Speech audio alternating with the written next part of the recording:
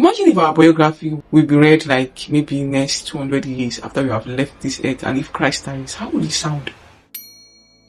First Chronicles 5 verse 1, and it says, the oldest son of Israel was Reuben, but since he dishonored his father by sleeping with one of his father's wife, his birthright was given to his half-brother Joseph.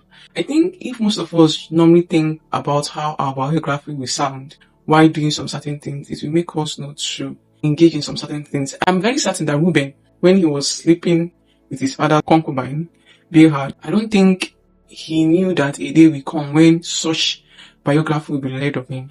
Imagine if our biography will be read like maybe next 200 years after we have left this earth, and if Christ dies, how will it sound?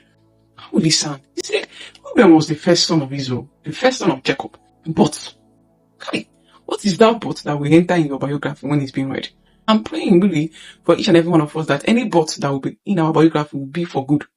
Maybe the introduction of our biography, just like Jabez, was a bad one, but then when the but comes, it will be for good. And he says, so the official genealogy doesn't name Reuben as the oldest son because of family displeasure.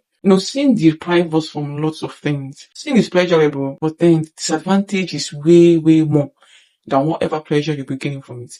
Imagine in the whole genealogy of the first son, Reuben's name was omitted because he slept with his father's wife. I believe he never thought about it, that a time will come when reading such an important document, his name will be omitted because of few minutes pleasure of sin.